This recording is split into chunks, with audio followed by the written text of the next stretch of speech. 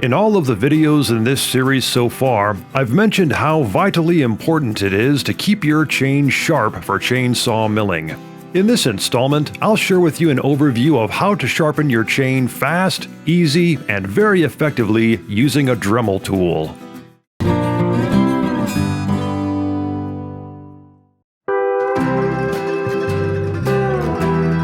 No matter if you use your chainsaw for an occasional weekend project or on a much more regular basis, your chain is eventually going to get dull, which greatly slows down your work. Now, there's lots of opinions out there as far as how often you should sharpen your chain, but the bottom line is when you have to apply significant pressure to your saw to make a clean, fast cut, it's time to sharpen.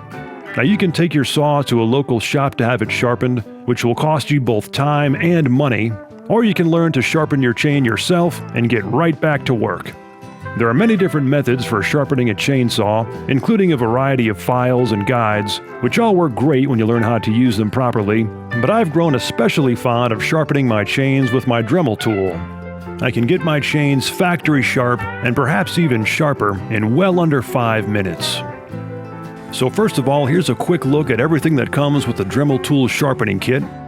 You get 3 different attachments for sharpening different things, one of which is your chainsaw attachment, as well as the chainsaw sharpening guide and a variety of sharpening stones. The kit comes with detailed information for matching the right sharpening stone with your particular chain, but it's also just a matter of common sense. You can just experiment with the different stones until you find the right one that fits perfectly into your chainsaw tooth and will sharpen at the right angle and the right depth, and then it's a matter of putting together the sharpening kit and guide. Now, if you're planning on using the actual guide, instead of using the Dremel tool in a more free-handed method, make sure you read the directions thoroughly, because you may or may not need these 2 little extra spacer plates, which depends on which size grinding stone you're going to be using. And depending on which model of Dremel tool you have, you will need to use the smaller, skinnier chuck instead of the drill bit chuck in order for the attachment to fit over and screw to the base of the tool. So once you have everything put together, it just very simply screws on to the base of the tool, and you want to have the base of the grinding stone matched up to where these 2 guide lines come together.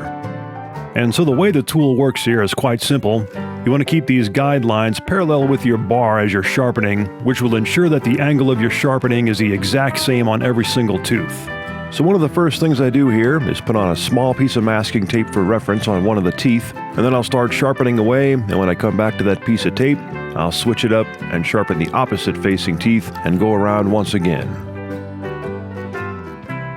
So here I am just going down the line using the guide attachment and sharpening one of my chains.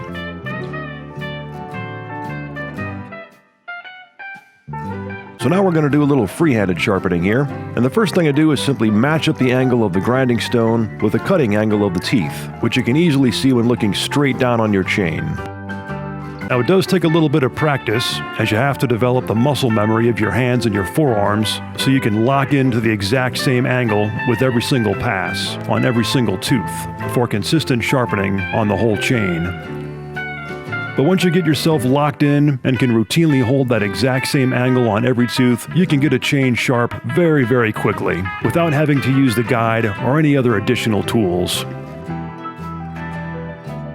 In the next and final video in this series, I'll share another sharpening method with you that will get your chain back to a factory edge, which in turn will make your chainsaw milling that much more enjoyable.